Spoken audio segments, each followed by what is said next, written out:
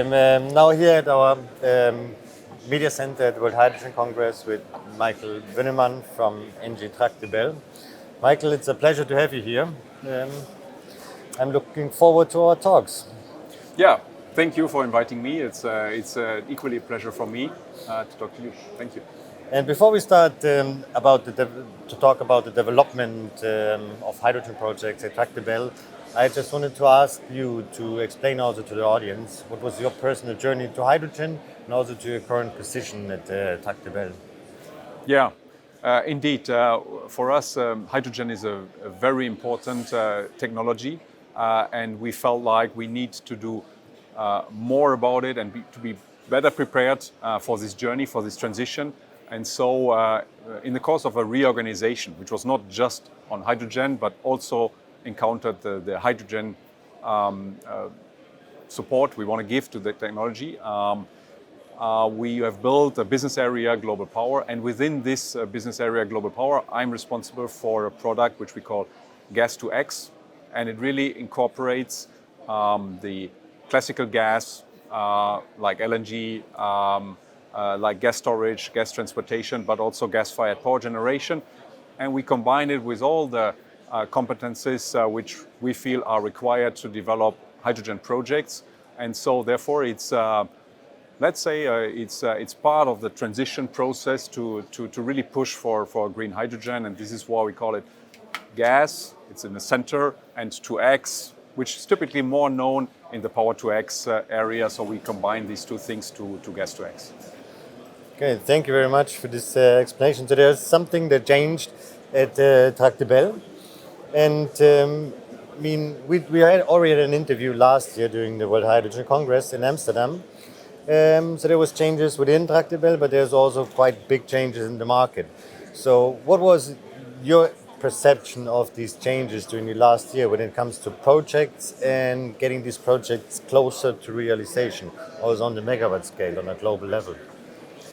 Right. Yes, indeed. For us, there were quite some significant changes and let's say developments, really, which we could see, which we could anticipate. Now we see more projects seeing real life.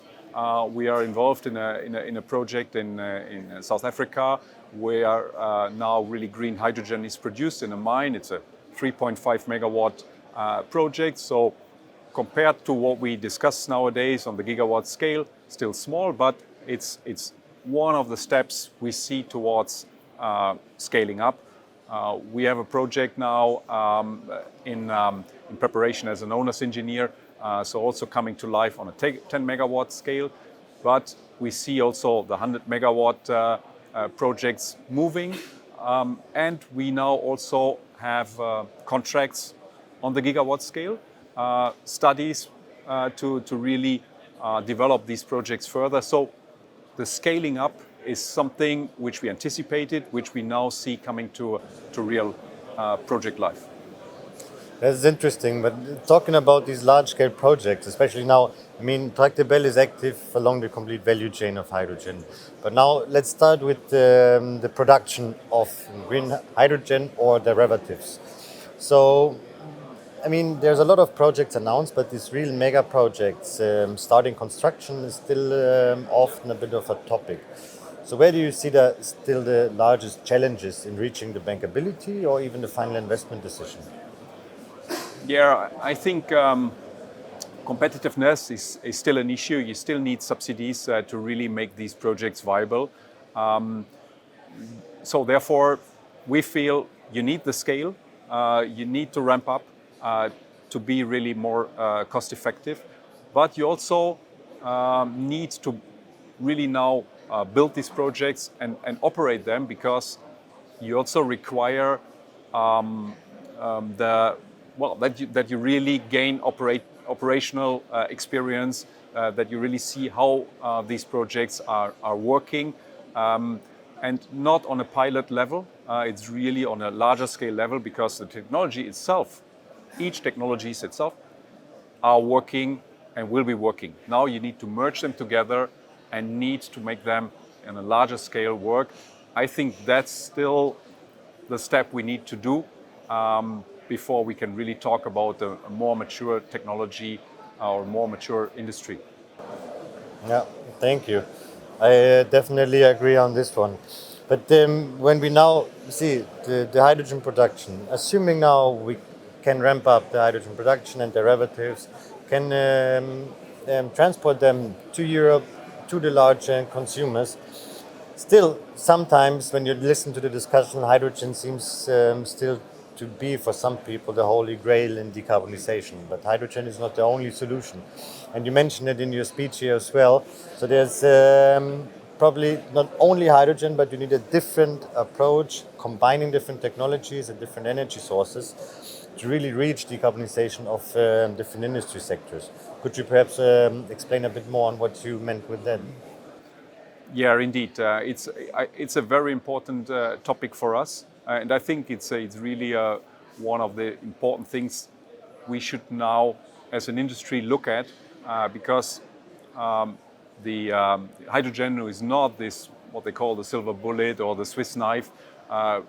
Will not be the solution to everything, and we should now be a bit more mature in terms of applying the right technologies to solve the problems which are especially in industries, quite specific. You have like existing locations, so you need to look at what's already there. Can you use other industries? For example, when we discuss about e-fuels, we have CO2 sources, but then also, indeed, hydrogen is not the only solution to everything. So sometimes you need to also look at, if you want to decarbonize, can we electrify the process using renewable power?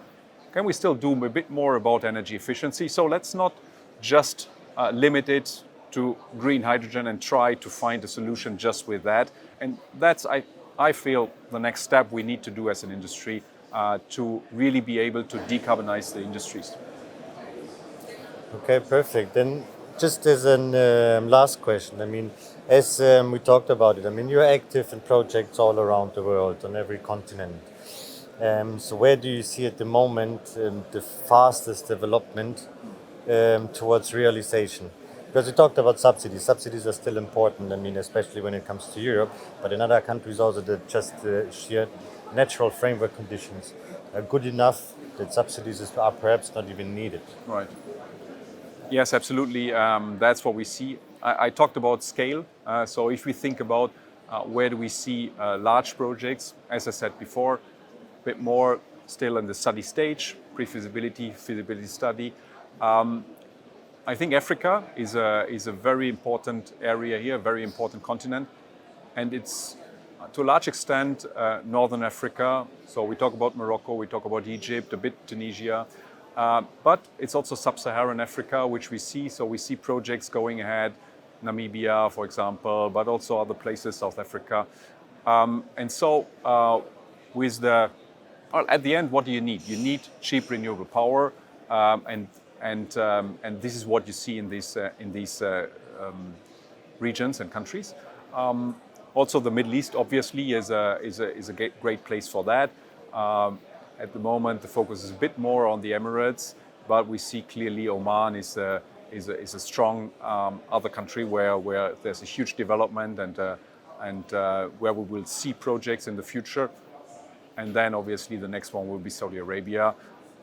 We already have the NEOM projects, but there will be others. So therefore, for us, Middle East, Africa will be important regions. Also Australia is of importance for us, and Latin America. These are the regions we see. Our company is not so much working on the US, but obviously with the IRA, that will be a big marketplace to be, and where we're going to see a lot more projects. And we also, as a company, need to make a decision if we want to be there. Okay. Thank you very much, Michael, for sharing your insights again with us. And I'm looking forward to get the next updates during next year's conference then. Okay. Yeah. Thank you. Vielen Dank. Danke.